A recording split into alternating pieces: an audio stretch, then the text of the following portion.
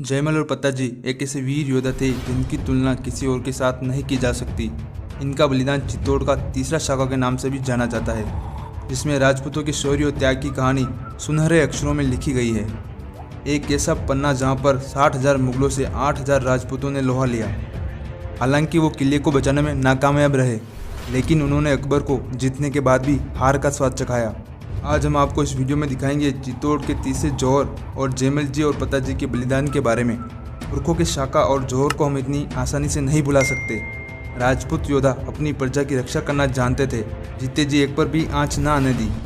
इज्जत की खातिर जौहर की चिता में हजारों राजपूतानियां जिंदा जल गई। लाखों राजपूत योद्धा कट गए, सिर कट गए, मगर धड़ लड़ते रहे। यह वक्त था 15वीं शताब्दी का, जब दिल्ली के मुगल बादशाह ने मेवाड़ चित्तौड़ पर आक्रमण की योजना की और खुद 60,000 मुगलों की सेना लेकर मेवाड़ आया। उस वक्त महाराणा उदय सिंह जी भी लोहा लेने को तैयार थे। अपने पूर्वज बप्पा रावल, राणा हम्वीर, राणा कुंभा और राणा सांगा के मेवाड़ के वंशज भी तैयार थे। पर मेवाड़ के तत्कालीन ठाकुरों उमराव ने उदय सिंह जी को मेवाड़ हित में कहा कि आप न लड़े, क्योंकि आपको कोमलगढ़ में सेना मजबूत करनी है।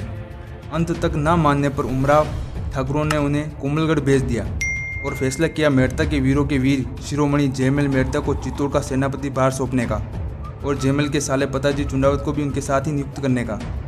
ये खबर मिलते ही जयमल जी और उनके भाई बंधु प्रताप सिंह और दूसरे भाई भतीजे राठौड़ वीरों के तीर्थ स्थली चित्तौड़ की ओर निकल पड़ते हैं। निकलते ही अजमेर के आगे मंगरा क्षेत्र में उनका सामना वहां बसने वाले रावत जाति के लुटेरों से हुआ।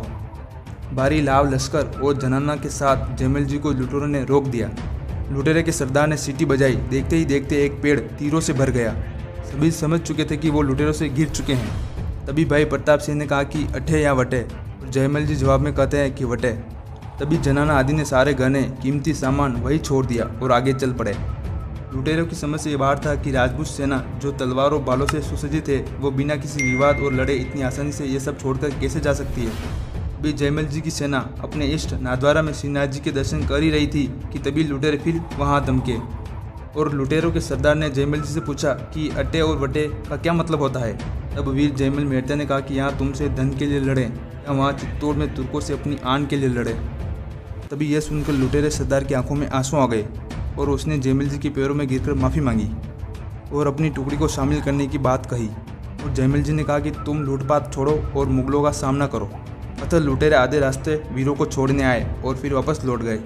मेवाड़ के वीर अब चित्तौड़ में प्रवेश कर गए और किले की प्रजा को सुरक्षित निकालने में जुटे ही थे कि तभी खबर आती है कि मुगल सेना ने 10 किलोमीटर दूर किले के नीचे डेरा जमा दिया है। सभी 9 दरवाजे बंद किए गए। 8,000 राजपूत वीर वही किले में रहे।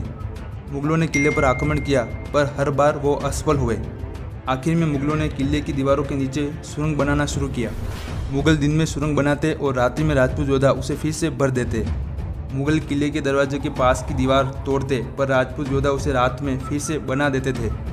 ये जद्दोजहद 5 माह तक चलती रही, पर किले को भेदने में मुगल असफल रहे। उस वक्त मजदूरी इतनी महंगी हो गई कि एक बाल्टी मिट्टी लाने पर एक मुगल सैनिकों को एक सोने का सिक्का दिया गया।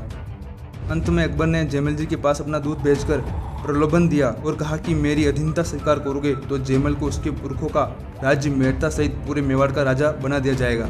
तब वीरवर सूर्यवंशी राजपूत गौरव जयमल राठौड़ मेड़ता ने अकबर के प्रस्ताव को ठुकराते हुए कहा कि मैं अपनी आन बान शान के खातिर मर मिट सकता हूँ, पर किसी की अधीनता स्वीकार करना हमारे रक्त में नहीं। अर्थात अकबर ने कहा, जयमल तो अपने प्राण चित्तौड़ और महाराणा के लिए क्यों लुटा रहा है। तू मेरा कब्जा होने दे, मैं तुझे तेरा मूल प्रदेश मेड़ता और मेवाड़ दोनों का राजा बना दूंगा।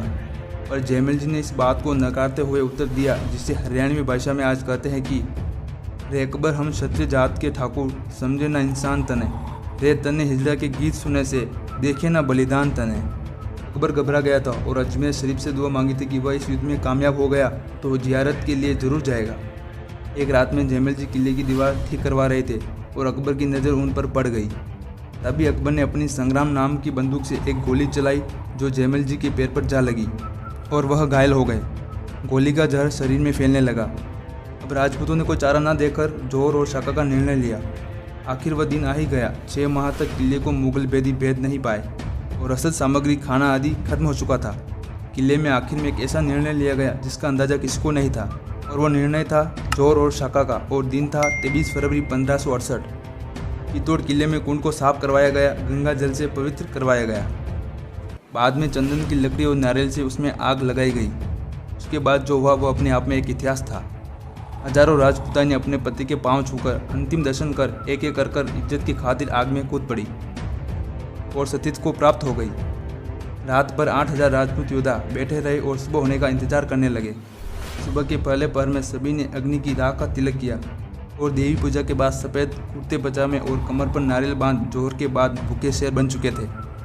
मुगल सेना चित्तौड़ किले में हलचल से पहले ही सख्ते में थी। वो रात में ही किले से अग्नि जलती देखकर समझ गए थे कि जोहर चल रहा है और कल अंतिम युद्ध होगा। सुबह होते ही एकाएक किले के दरवाजे खोले गए। जयमल जी के पांव में चोट लगने से वह घोड़े पर नहीं बैठ पाए तो वह वीर कल्लाजी राठौड़ के कंधे पर बैठे। युद्ध शुरू होते ही वीर योद्धाओं ने कत्लेआम मचा दिया। अकबर दूर से बैठा यह सब देख रहा था। जयमल जी और कल्लाजी ने तलवारों का जोहर दिखाया और 2 पांव 4 हाथों से मार काट करते गए। उन्हें देख मुगल भागने लगे। स्वयं अकबर भी अदृश्य देखकर अपनी सुध-बुध खो बैठा। उसने चतुर्भुज भगवान का नाम तो सुना था परंतु आज उसे साक्षात देख रहा था। पताजी, प्रताप सिंह जी, जयमल जी, कल्लाजी आदि वीरों के हाथों भयंकर मारकाट हुई। जयमल जी के एक वार से मुगल सेना के 2-2 तुर्क साथ करते गए। किले के पास बहने वाली गंभीरी नदी भी लाल हो गई थी। सीमित संसाधन होने के बाद भी राजपूत सेना मुगलों पर भारी पड़ी। युद्ध समाप्त हुआ। 48,000 सैनिक मारे गए, जिनमें से पूरे 8,000 राजपूत वीरगति को प्राप्त हुए तो बदले में 40,000 मुगलों को भी साथ ले गए। बचे तो सिर्फ अकबर के पास 20,000 मुगल। युद्ध के बाद अकबर किले में गया तो उसे वहाँ पर कुछ नहीं मिला। तभी अकबर ने चित्तौड़ की शक्ति को चलने के लिए वहाँ कत्लेआम का आदेश दिया और 30,000 आम जनता को मारा गया। यह कत्लेआम अकबर पर बहुत बड़ा धब्बा है। वहीं कल्लाजी घर घर लोक देवता के रूप में पूजे गए। मेवाड़ महाराणा से वीरता के बदले वीर जयमल मेहता के वंशजों को मंदनौर का ठिकाना मिला। वहीं पताजी चुंडावत के वंशजों को आमेर का ठिकाना मिला। ये वही वीर जयमल मेहता हैं जिन्होंने एक ही झटके में हाथी का सिर काट दिया था। ये वही वीर जयमल है जो महाराणा प्रताप के सैनिक गुरु थे। ये वही वीर है जो स्वामी भक्ति को अपनी आन से ज़्यादा चाहकर अकबर द्वारा मेवाड़ के राजा बनाए जाने के लालच पर भी नहीं झुके। ऐसे वीर योद्धा को पूरा देश नमन करता है।